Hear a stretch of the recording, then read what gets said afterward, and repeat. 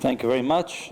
This reminds me actually of the Friday night meeting I had in Ethiopia. We were getting ready for the meeting, and I was looking at the electricity, and it was kind of acting strange a little bit. So I went around town, and I ended up printing out a few of the studies. And so Friday night we actually had the study with a flashlight. Okay, and so, but we still were able to go ahead and have the studies nonetheless. The question that we have here for this evening is, what is the present truth? And this is really important for us to understand, well, what is it? In the discussion, a lot of times we're discussing a lot of issues, and we're talking about a foundation, and many times people get confused about what the foundation is. And the foundation is the truth. When we talk about truth, first of all, before we address present truth, why is truth so important? Why is it so important for us to have truth?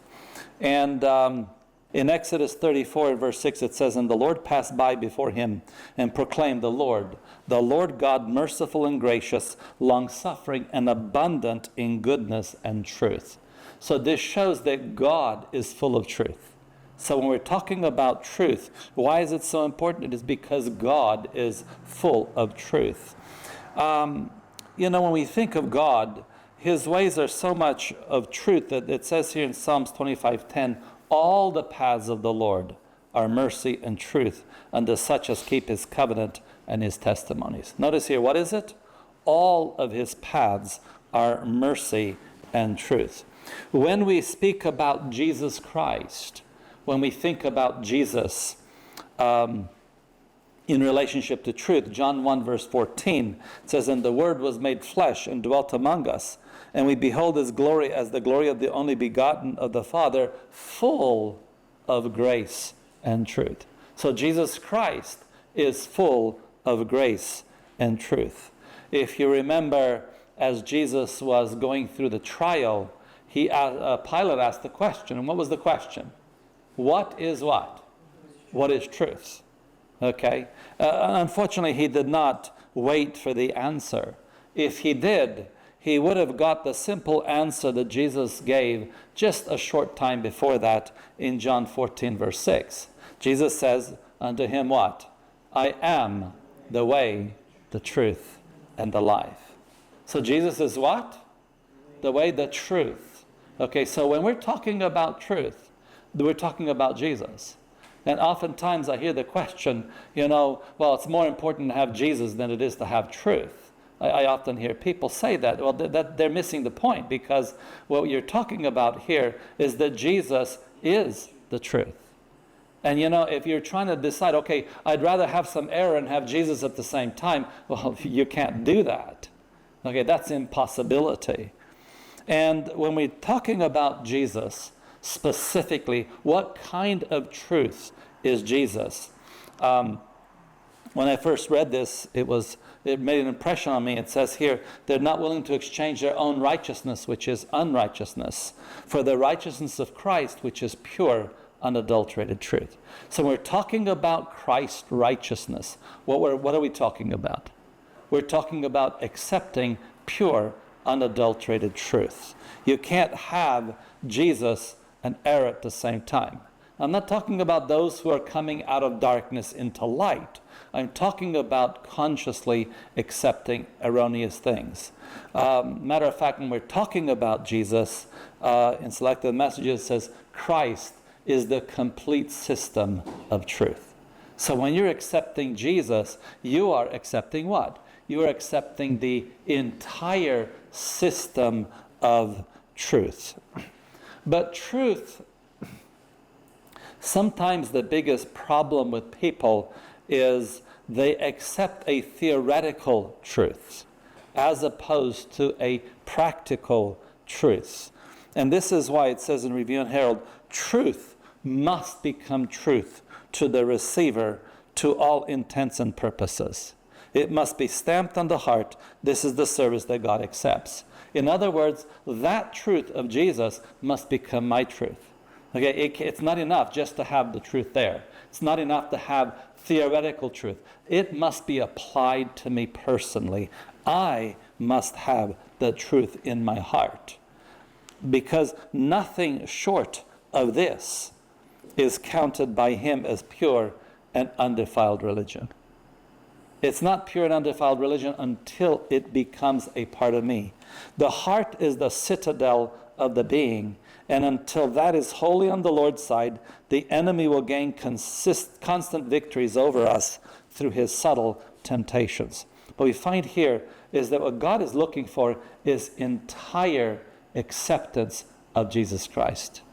It's not partial. That's not enough. It needs what? It's entire. Christ is looking for the entire heart. It's not enough just to give some of it. It's 100%. And this is why when we are looking at pure and undefiled religion, it's with the heart. It says here, for with the heart man believeth unto righteousness, and with the mouth confession is made unto salvation. So with the heart man believeth. That means you got to believe where? It's got to be in the heart. It's not enough to be just theoretical, intellectual. It needs to be in the heart. And this is why when we're talking about the principles of salvation, the main commandment is thou shalt love the Lord thy God with all thy heart and with all thy soul and with all thy mind and with all thy strength. This is the first commandment. It starts with loving God 100%. And then obviously it goes to the neighbor, the second commandment. But here it's loving God with what? With all the heart, with all the mind, and all the soul. Now, there's a lot of things that we know. You know, many of us, we grew up hearing this all of our lives. Some of us didn't, but many of us, we grew up hearing this message all of our life. And, you know, sometimes we think, oh, do I have to hear the same message again? Well, you know, it's quite interesting here in 2 Peter. It tells us why we need to hear it again, why we need to repeat the messages over and over again. It says here, wherefore I will not be negligent to put you always in remembrance of these things, though you know them. Why? So that you can be what? Established in what? In the present truth. So here, the Apostle Peter wants us to be established. And you get established by hearing it over and over again. You know, when you're in school and you're studying for a test, what are you doing? You're repeating something over and over again. And then when the test is over, you know, sometimes a month or two later, they ask you the same questions and it's no longer there. However, I remember when I was going to missionary school, we had this test. And it was basically involving 100 Bible verses. There was questions about them, and these Bible verses answered them, and we had to memorize the whole thing. And so what I did is I taped it on a tape recorder back in those days, and for when I got up, I pressed the tape recorder, I'm listening to it. When I'm eating breakfast, I'm listening to it. When I'm having lunch, I'm listening to it. When I'm driving down the road, I put batteries in that tape recorder and I pressed play. It's not like we have today, you know. And I was listening to it on the way there. When the time came for the test, I memorized the whole thing. And I took the test. I got 100% on the test. Okay, 2 months later, I forgot most of it. Then when I went out into the field, and people asked me the questions, it's like, oh, wait a minute now. I remember there's this Bible verse. And you know, it came to my mind. It came back to me. And of course, with a Strong's Concordance, it was quite helpful. I was able to find those verses. And then you begin using it. And as you begin using it, guess what? That's how you become established in it. And when you use it and you apply it. When we're talking about being established, what does being established mean? And this is how you get established. It says here in Bible commentary, just as soon as the people of God are sealed in their foreheads, it is not any seal or mark that can be seen, but a settling into the truth, both intellectually and spiritually, so they cannot be moved. So why do you repeat it again, over and over again? So you can be settled in the truth, that you can't be moved. When you can't be moved, then you are sealed. That's what sealing means. Sealing means you can't be moved anymore. You know, there's a lot of things you can move around. Okay, there's a lot of stuff in the world. You can move this way and that way, but there's times when you actually settle it, you lock it in place, and then it can't move. And that's what it means to be settled into the truth. And the way you're settled into the truth is by hearing the message over and over again. And then there we are sealed. When we think about the foundation of our faith, there is only one foundation of our faith. And, I prepared a video yesterday.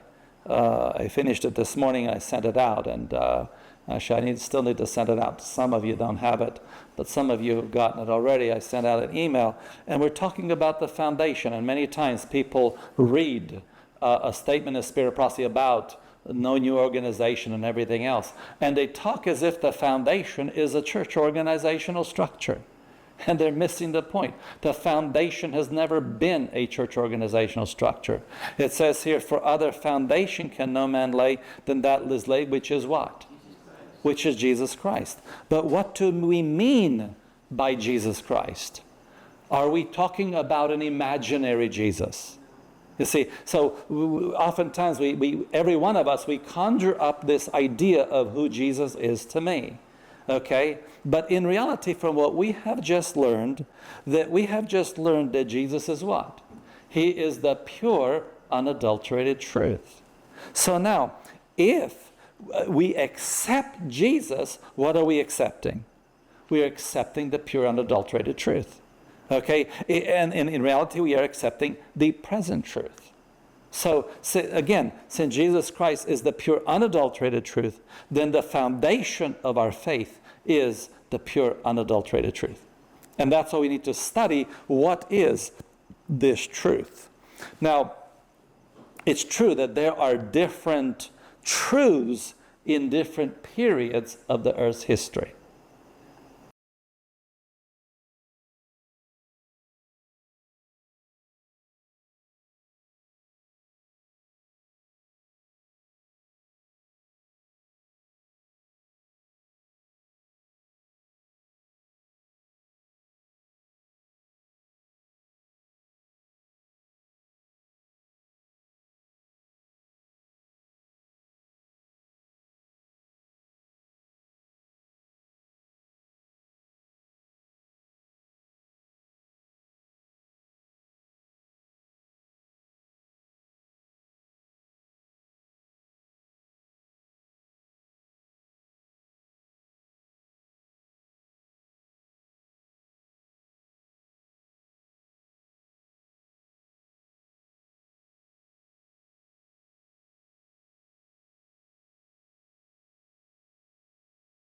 The author of all truth.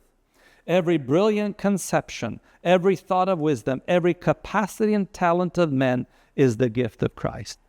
So even in the world today, when people are studying something and they learn some valuable thing, some new thing about, whether it's about nature, whether it's about products, whether it's the development of these gadgets here, that's actually coming from God. God is the one that is giving wisdom to people. I know when I first became a Bible worker, people were afraid of computers. And I remember when I purchased my first computer, one sister in church came to me and she finally told me, she says, Peter, I'm surprised that you have purchased a computer. And I said, why is that? Oh, because it's the beast. No, it's not the beast. This is an invention from God. You see, this is something that God has given them. Okay, Christ, it says here, he borrowed no new ideas from humanity, for he originated all. He was the originator of all these things. But the problem came when he came to earth, he found the bright gems of truth which he had entrusted to man, all buried up in superstition and tradition. They were completely buried up in superstition.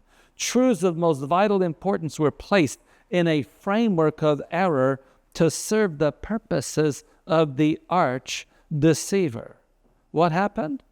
It was in a framework of error. And how important is a frame? You know, I remember when I first went to Brazil, I had gone to Rio de Janeiro, and I met a couple, and they were artists. They would paint. They would paint things. And when we had our public meetings, they came for the public meetings of the General Conference. This was back in 1999. And they were selling their paintings. And I saw a painting that looked really nice. It wasn't that expensive for us from America. The dollar was pretty nice at the time.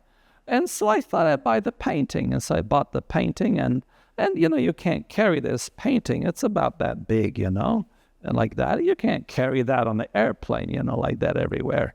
And so they took the frame off and they rolled it up. And I came home, and I was so happy to tell my wife that I had bought an original painting. And we unrolled it, and she looked at that and said, "You bought that?" And I looked at this painting, and it didn't look as nice as it did when I purchased it. And so we rolled it up, and that was it. So much for our painting, And some years later, I come home, and there's this new painting on the wall. We don't have all this extra money. Why are you buying a painting for? And she says, "I didn't." I said, "What do you mean you didn't?" She says, "You did." "I did?" "Well, that's the painting from Brazil." You know what made a difference? You know what made a difference? She was working in her clinic, and she had this guy who specializes in framing. And he put an appropriate frame for that painting. And suddenly it looked nice. Okay? And so see what happened was the truth got buried up and mixed up with traditions and everything else. And Jesus came and he saw it in a framework of error. And what did Jesus do? He put the right frame on it. And it made all the difference. You see, how did Christ do that? But Christ swept away erroneous theories of every grade. No one save the world's Redeemer had power to present the truth in its primitive purity, divested of the error that Satan accumulated to hide its heavenly beauty. That's what Jesus did. So the work of Christ was to take the truth which the people were in want and separate it from error and present it free from the superstitions of the world, that the people might accept it on its own intrinsic and eternal merit. That's what Jesus did. That's what Jesus does all the time. And so this truth that we have, we need to do something with this truth. It says, when the power of God testifies as to what is truth, that truth is to stand forever as the truth. No after suppositions contrary to the light God has given are to be entertained. We are not to receive the words of those who come with a message that contradicts the special points of our faith. Why? Because it's one simple principle, and that is that God never contradicts himself. God never does that. We may look at God and think, no, it's never a contradiction. So why is it that God never contradicts himself? It's quite simple, because God says in Malachi 3:6, I am the Lord, what happens? I change not. It's not a different salvation in the Old Testament, a different salvation in the New Testament. It's exactly the same salvation. It's always been exactly the same salvation. God doesn't change. And this is why what we need to possess is faith, eternal faith in the past and in the present truth. And it is to be talked, it is to be prayed, it is to be presented with pen and voice.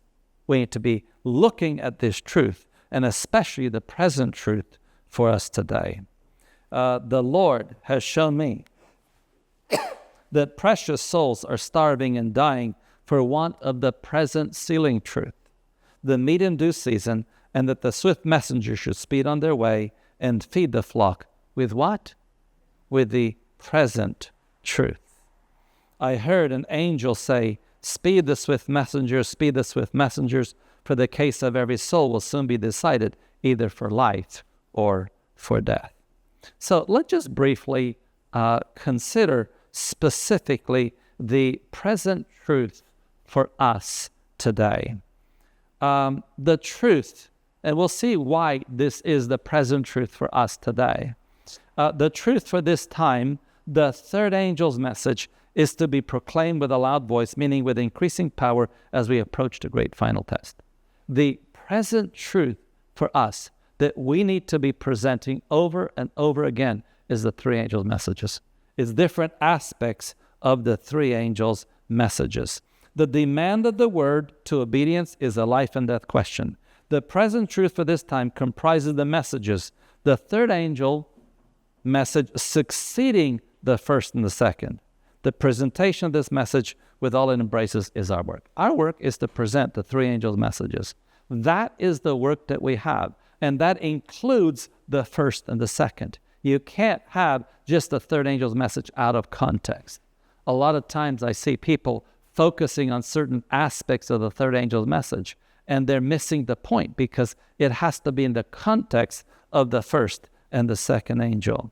We stand as the remnant people in these last days to promulgate the truth and swell the cry of the third angel's wonderful, distinct message, giving the trumpet a certain sound. Eternal truth, which we have adhered to from the beginning, is to be maintained in all its importance, increasing importance to the close of time. So constantly increasing. And what are we to do with this? But we are to allow nothing to eclipse the message we have to bear. The third angel's message connected with the messages of the first and the second angel. That has to be connected. Okay, and this is why our work is to proclaim to the world the first, second, and third angel's messages.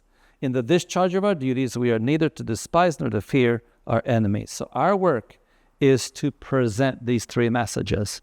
We need to remember that when we're talking about these three messages, the third angel's message, embracing the messages of the first and second angel, is the message for this time. In other words, it is one message. That's the message that we need to give to the world. So the proclamation of the third angel's message, the commandments of God and the testimony of Jesus, is the great burden of our work. The message is to be proclaimed with loud cry and is to go forth into the whole world. A couple more statements here, and then we'll go and look at some of these messages here. It says, I saw a company who stood well guarded and firm, giving no countenance to those who would unsettle the established faith of the body. God looked upon them with approbation. I was shown three steps, the first, the second, and third angel messages. You know, when we're teaching the people in the world, and we're trying to bring them up to the first step, what's the first step? What is the first step? It's the first angel. It's not the third. Hey, it's not way over here somewhere. You know, sometimes I know people like to focus on the beasts and all these other things. Okay, but and that they have a place, but you can't put it ahead of time. It needs to be the first angel's message. And that's why said my accompanying angel, woe to him who shall move a block or stir a pin of these messages. The true understanding of these messages is of vital importance. The destiny of souls hangs upon the manner in which they are received. So we have to understand that this is of vital importance. And you know, when you're looking at the three angels' messages, you find them in Revelation chapter 14, verses 6 through 13. And let's just read here, just briefly here. It says here, and I saw another angel fly in the midst of heaven, having the everlasting gospel to preach unto them that dwell on the earth, and to every nation, kindred, and tongue, and people, saying with a loud voice, fear God and give glory to him, for the hour of his judgment is come, and worship him that made heaven and earth, and the sea and the fountains of waters. And there followed another angel, saying, Babylon is fallen, that great city, because she made all nations drink of the wine of the wrath of her fornication. And a third angel followed them, saying with a loud voice, if any man worship the beast in his image, and receive his mark in his forehead or in his hand, the same shall drink of the wine of the wrath of God, which is poured out without mixture into the cup of his indignation. And he shall be tormented with fire and brimstone in the presence of the holy angels and in the presence of the Lamb. And the smoke of their torment ascended up forever and ever. And they have no rest day nor night, who worship the beast in his image, and whosoever receiveth the mark of his name. Here is the patience of the saints. Here are they that keep the commandments of God and the faith of Jesus. And the verse 13, and I heard a voice from heaven saying unto me, Write, blessed are the dead which die in the Lord from henceforth. Yea, say the Spirit, that they may rest from their labors, and their works do follow them. Now, it mentions in the very beginning there, in verse 6, it says, And I saw another angel. Now, we mentioned that this is the first angel, but here it says what? Another. Why? Well, there were many angels in Revelation. You look at Revelation 1, you have angels. And so John saw what? Another angel. However, in verse 9, it says there specifically, and the third angel. Okay, so basically this is a special series of angels. Verse 9 has the third angel. Verse 8 then would be what? The second, and verse 6 would be the first. Okay, so it's three in this series of angels. And that's why, when you go backwards, you find there the three angels' messages here of Revelation. Now, I do want to notice that was up to verse 13, right? So now we go to verse 14 and 15, and this is really important to understand why these three angels' messages are so important. What's the very next event after verse 13? It says, And I looked, and behold, a white cloud, and upon the cloud one sat like unto the Son of Man, having on his head a golden crown, and in his hand a sharp sickle. What is a sharp sickle for? What is the purpose of a sickle? Okay, notice the next verse. And another angel came out of the temple, crying with a loud voice to him that sat on the cloud, Thrust in thy sickle and reap, for the time is come for thee to reap, for the harvest of the earth is ripe. So in other words, in verse 15, it is the harvest of the earth. In other words, what is the harvest of the earth? When we study the Bible, it's the second coming of Jesus Christ. And so what are the messages that come just before that harvest? It's the messages, the three angels' messages of Revelation 14. You see, that's the whole purpose there. So these three messages are to prepare us for the harvest. So if these three messages are designed to prepare us for the harvest, then the importance is that we need to proclaim what? Those three messages to get us ready to be harvested. That's why it's that important. So that's why, as we've been looking at this, when we say the present truth has to be those three messages of Revelation. The important thing in all of this is, what are we to do with these messages? In Habakkuk 2, it says, And the Lord answered me and said, Write the vision and make it plain upon tables, that he may run that readeth it. What happens when you're excited about something? What do you do when you're really excited? When you find something absolutely wonderful, absolutely truthful, it makes you run. It makes you want to do something about it. You want to share it with the world. And so keep in mind that sometimes we have looked at this message. We kind of get a little discouraged because we have to wait a little while. But it says here, the vision is yet for an appointed time. But at the end it shall speak and not lie, though it tarry, wait for it, because it will surely come, it will not tarry. So we have the assurance that this message is going to come to fulfillment. It will come to fruition. What we need to be doing is making sure, number one, that we understand it. Number two, that we accept this message in our life, and then you share it with those around us. And that's what we're here for, to share this message. And, I know we expected some visitors here tonight. I know that the weather was bad and all this other stuff happening. People getting sick, all sorts of things happening here. but it's important to begin anyway. And even to spend a bit of time here tomorrow.